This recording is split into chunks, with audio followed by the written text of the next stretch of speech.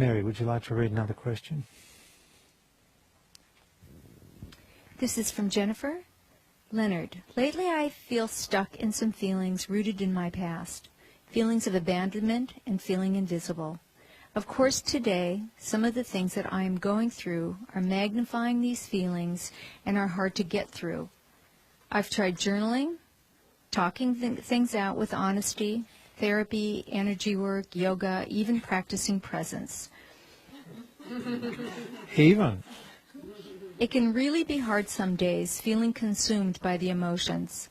How can I be present with my feelings, yet at the same time not hang on to them? I am ready to release them. Do you have any exercises or things to try working with presence that would help me overcome my sadness? Thanks, Jennifer. Okay, so really disguised within that question is the subtle clue that she wants to get rid of these feelings. She wants to get rid of the sadness. She's journaling, hoping the sadness or the feelings will go away. It's very subtle. Or she's sharing the feelings or speaking about it, hoping it will go away. Whereas the feelings are being triggered because something is in need of healing. Some things are not meant to go away too quickly. Some things are meant to come up fully so that you can get to the very, very source and origin of where the feelings come from, whether it's in childhood or whether it's in some other lifetime. But what's happening in Jennifer's life is that these feelings are being triggered. So you can sometimes just release these things by feeling them, expressing them, journaling about them. Maybe that might work. Feel the feelings, maybe that's enough. But if it's not enough, it means that your soul is preparing itself or preparing you for a much deeper level of healing. And the only way you can get to that deeper level of healing is to really trust what is arising and let it come up even more fully. Invite the feelings to come up more fully. Don't try and get rid of them. Don't try and fix them. But be very open to the feelings arising fully, expressing the story that's woven into the feelings, but don't get lost in the story. Now, that's where presence comes in. That can only be accomplished as you become more and more present. Because when you're present, you're transcendent of the story. You're transcendent of the past. You're transcendent of where these feelings come from. It really provides a very safe environment into which the feelings can arise into full and conscious and responsible expression. Let yourself be surprised. Let the feelings surprise you. You don't know what it's really about. Let the feelings come up fully, and then there'll come a point where healing just occurs naturally. Sometimes feelings won't go away because they're there to bring up a much deeper level that is in need of healing. It can often occur at the soul level. So that's my response to you, Jennifer. Does that make sense to anyone here? It's not the easiest path, is it? If you'd been at the retreat that we just did in Denmark, well, many of you have been to my retreats anyway, but this retreat was just wonderful. Isn't that true, Mary? Many of the people there had seen me for a number of years, so they were well prepared, and people were just popping all over the place. It was one after another, but all supported beautifully by this very deep and profound level of presence and oneness in the group. Things were coming up so spontaneously, so deeply, and the healings that occurred there defied imagination, defied reason. If you approach it with your mind, if you approach it with your soul's intelligence, of course it all makes sense. Everything that occurs in your life, every person that comes into your life, everything that happens in your life, every time somebody says something that upsets you or hurts you or makes you angry, that's all designed to awaken you. If you came into this world and your father was judgmental and harsh and critical, that is there in your life to awaken you. It mightn't happen for quite a few years. You might get caught in a painful story, but at the end of the day, that's there to free you from your story. Sooner or later, the story will get so difficult that you will find yourself being ejected from it. The purpose of the story, the ultimate purpose of the story that we all live within the mind, is ultimately to eject you from it. And if you're ejected from the story, from your own story, your past, all your past experiences, your sense of who you are, your relationship with your parents in childhood, all your past lives, all your future imaginings, if you're ejected from that story, if it all gets so difficult you're suddenly ejected from it, where will you find yourself? Only one place. Here, now. It's only in the present moment, when you're truly present, that you're free of your story. What a blessed relief. To be free of your story every now and then. Wouldn't that be nice, folks? Or what if you become fundamentally free of your story? Your story remains. You're still living your story. You just don't live in that anymore. You don't take it so seriously. You go through whatever healings you need to go through in order to release yourself from the story. You come into right relationship with every aspect of yourself that's involved in the story, from the story, caught in the story. Everything is revealed. You reveal where you're caught in your story. Are you still caught with a mother that wasn't really present for you in the way you needed her to be? Are you still caught with a father who was angry or judgmental or abusive? Are you still caught in that lifetime 7 lifetimes ago when you got stretched on the rack because you spoke words of truth? Or are you caught somewhere in your future hoping that things will get better? Looking for some future outcome, even enlightenment. That's the story. Who are you in your story? What is the story? What script have you written for yourself? How could it be that the script you wrote for yourself, which means everything that's ever happened in your life, how could that possibly be designed by you at the soul level to awaken you? Can you examine your story from that perspective? Why did you have the parents you had? Why did you go through those difficult experiences in childhood? How is it all designed to awaken you? You're the designer. How is that possible? Why did you design it that way? Can somebody explain it? You don't need to. But it's worth examining your story from that perspective. And you can't really think too much about it. It's more, in a sense, shining a torch. Do you call it a flashlight?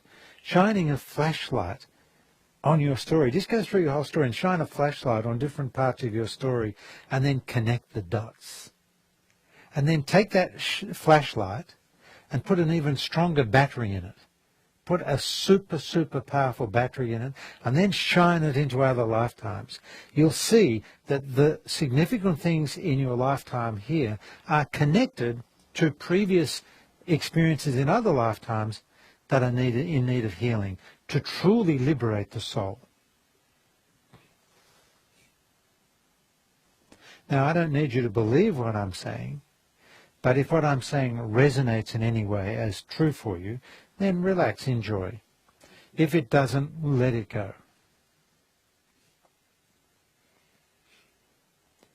To agree or disagree is of the mind. To believe or disbelieve is of the mind. The truth is within each one of us, at the very center of our being. And at the deepest level, the truth is known in silence.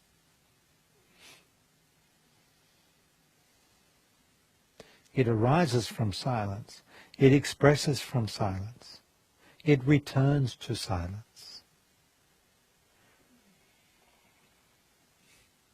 Silence is ongoing. It never ends. It has no edges. It has no boundaries. And the silence that I'm describing is at the very center of your being. Infinite, eternal silence, pure consciousness. I am that I am.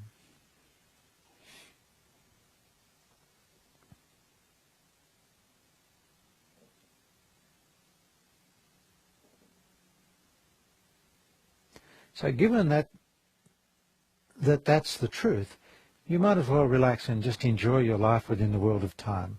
Enjoy. Don't work too hard.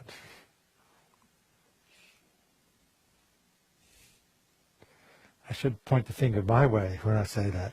Don't work too hard.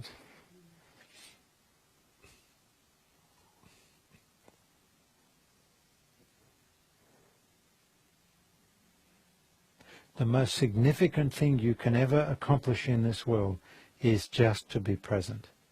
And to become fundamentally established in presence in this lifetime, all you can say is, God, it is accomplished. God, I am here now.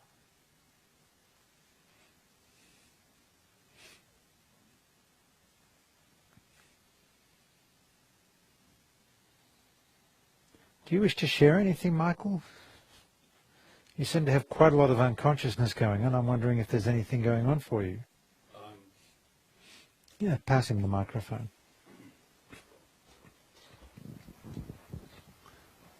Thank you for asking. I guess the past few years I've been dealing with a great deal of death and dying, family, friends, internal, external. And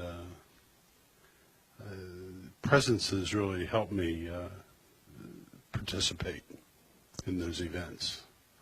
And I kind of had that as a topic when I came here tonight. Thank you for giving me the opportunity to express that. I don't have any revelations about it, just that whatever suffering we go through in life, I think presence really gets it to the heart of the matter. That's very true, but you have to be very careful that you don't use presence as a way of avoiding feelings that might be there at a certain level, but you're able to, in a sense, disregard them because you have a certain level of presence awake in you. Those feelings can accumulate within you, and then it causes a disturbance that you might not be aware of. So it's important to allow all the feelings that might be associated with death and dying, feelings of grief, if that's what is there or has been there, you need to allow all of that to be a part of your present moment as well. Well, I think that that's very true, and at the same time, it's the great paradox because you're not there for you; you're there for that other person, and to help them make that transition.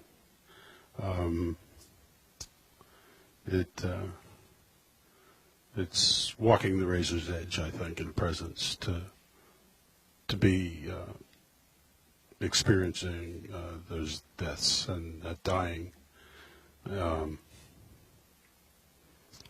It's Okay, so painful and blessed at the same time. Well, what I'm trying to reflect to you, and you can do with this as you wish, Yes. that with walking that razor's edge, you've taken on quite a lot of unconsciousness somewhere within your body, within your energy, that you might want to bring to awareness, that's all. Because I've seen you at much deeper levels of presence than I'm seeing you now. So I'll assume there's a connection. We don't need to talk about it anymore. I'm just reflecting that to you for you to do with as you will. Okay? Thank you. You're welcome. Mary, can you tell me what time it is? It's 8:25. Right? Okay, so we're about to finish up. You wait till 8:25. Pass almost over the...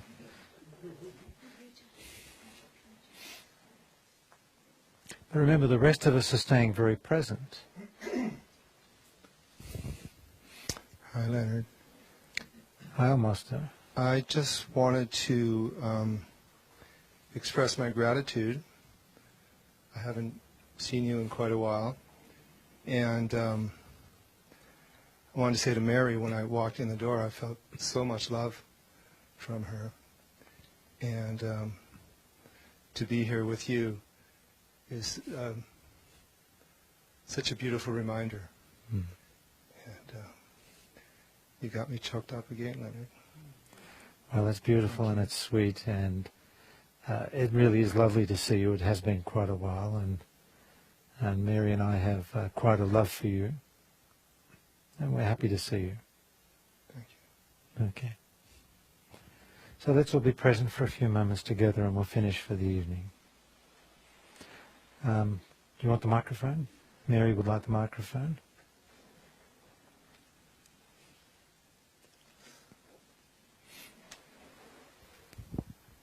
So I just wanted to remind everyone in the room and everyone who's joining us via webcast tonight that we will be back here 2 weeks from tonight, which is July 19th. And the other thing is I want to thank those people who have generously sent in donations today. We've received a few, and we really appreciate it.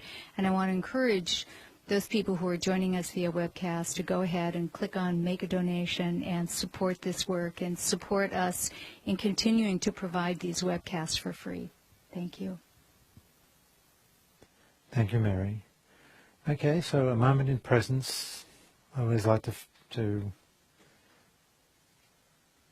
end this with the deepest levels of presence. And I wish the people watching via video could see how present everyone is in this room.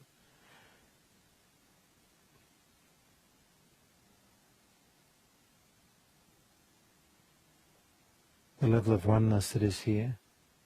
And I hope that's being experienced by whoever is watching this at home. So I thank you all for your presence, and hopefully I'll see you in 2 weeks' time. Okay? Thank you.